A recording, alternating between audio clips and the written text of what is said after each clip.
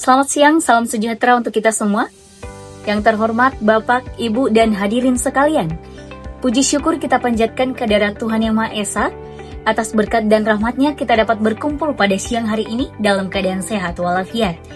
Saya mengucapkan selamat datang di acara yang sangat berharga ini, di mana kita akan membahas topik yang penting, yaitu bijak dalam penggunaan media sosial. Sebelum memulai pidato, izinkan saya memperkenalkan diri. Nama saya Cynthia Mila, salah satu mahasiswi dari Universitas Terbuka Medan. Pada kesempatan ini, saya merasa terhormat dapat berbagi pandangan mengenai pentingnya bijak bermedia sosial. Jujur saja, sebagai seorang mahasiswa, saya sangat terlena dengan hiruk-pikuk dunia maya. Terkadang, saya mendapati diri saya terlalu asik menjelajahi lini masa hingga larut malam, dan baru tersadar kalau waktu telah berlalu tanpa terasa. Tapi, pengalaman ini hanyalah secuil gambaran saja. Bagaimana media sosial itu menjadi bagian integral, namun juga menantang dalam kehidupan. Oleh karena itu, pada kesempatan ini saya ingin mengajak kita semua untuk mendalami pentingnya bijak dalam penggunaan media sosial. Kita akan mengulas bagaimana kita dapat memanfaatkan teknologi ini secara optimal, sambil meminimalkan potensi risikonya. Hadirin sekalian, mari kita mulai dengan fondasi utama. Penggunaan media sosial secara bertanggung jawab. Tanggung jawab di ruang digital tidak hanya sebatas memposting konten yang positif, melainkan juga meliputi kesadaran akan dampak dari setiap interaksi kita. Sebuah laporan dari Microsoft Digital Civility Index pada tahun 2020 menunjukkan bahwa Indonesia menempati peringkat terendah dalam kesopanan digital di Asia Tenggara dengan skor 76 poin. Data ini mengindikasikan bahwa masih banyak dari kita yang perlu meningkatkan etika berinteraksi di dunia maya. Menurut sebuah studi terkini dan internasional, Journal on Culture, History and Religion, penggunaan media sosial yang bertanggung jawab oleh mahasiswa sangat esensial untuk menjaga keseimbangan antara kehidupan akademik pribadi. Artinya, sebelum membagikan informasi atau memberikan komentar, kita wajib memverifikasi kebenarannya dan mempertimbangkan dampaknya terhadap orang lain. Dan untuk poin kedua adalah mengurangi penyebaran berita palsu atau hoax dan ujaran kebencian. Fenomena ini telah menjadi momok yang menghancurkan tatanan sosial kita. Hadirin sekalian, sebagai masyarakat terdidik, kita memiliki tanggung jawab moral untuk menyaring informasi, memastikan keakuratannya, dan menghindari menjadi bagian dari rantai penyebaran konten negatif yang memecah belah. Selanjutnya, mari kita dorong penggunaan media sosial untuk tujuan yang positif dan produktif. Media sosial bukan sekedar tempat hiburan, tetapi juga platform yang ampuh untuk pembelajaran, kolaborasi, dan inovasi. Mari kita jadikan profil media sosial sebagai portofolio prestasi dan gagasan, bukan sekedar etalase kehidupan pribadi semata.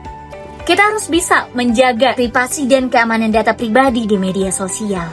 Di tengah meningkatnya aktivitas daring, risiko kebocoran data dan penyalahgunaan informasi pribadi semakin meningkat ya.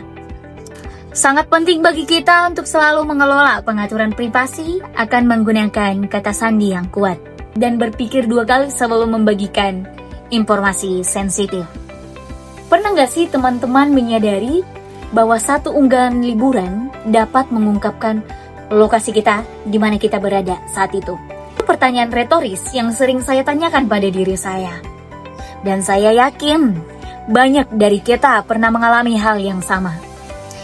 Pada Undang-Undang Nomor 27 Tahun 2022 tentang Perlindungan Data Pribadi, sebenarnya menegaskan hak ini sebagai bagian dari hak asasi manusia, agar kita tidak menjadi korban kejahatan siber.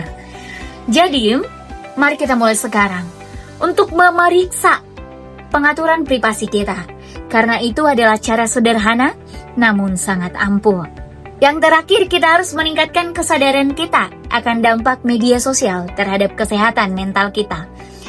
Paparan berlebihan seringkali memicu kecemasan atau depresi, terutama akibat perbandingan sosial yang tidak sehat. Sebuah artikel di Detik.com pada tahun 2023 menyatakan bahwa penggunaan berlebihan dapat menyebabkan kecanduan dan penggunaan tidur dengan durasi rata-rata 188 menit per hari di Indonesia. Pertanyaannya, kita membiarkan media sosial mengendalikan emosi kita.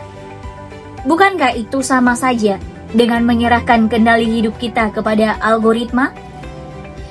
Kita dapat mengatasinya dengan menetapkan batas waktu, seperti aturan jam sehari dan mencari dukungan dari teman atau konselor kampus. Ini bukan teori saja ya, saya telah menyerapkannya dan rasanya lebih seimbang. Hadirin sekalian, setelah mendengar semua ini, mungkin ada yang berpikir, wah ribet ya yang bermedia sosial itu. Tenang saja teman-teman, ini tidak serumit mencari jodoh kok. Asalkan kita ingat beberapa poin penting itu, kita bisa selamat kok dari drama dan tetap bisa eksis dengan positif. Media sosial itu adalah alat ampuh dengan potensi besar, namun juga risiko nyata dan bijak dan bertanggung jawab adalah kunci. Lawan hoax, produktif, berkarya, jaga privasi, sehat berinteraksi, dan peduli terhadap mental. Lindungi diri, bangun ekosistem positif, jadilah agen perubahan, jembatan persatuan di dunia maya. Sekian pidato saya, terima kasih atas perhatiannya. Semoga bermanfaat dan menginspirasi. Terima kasih.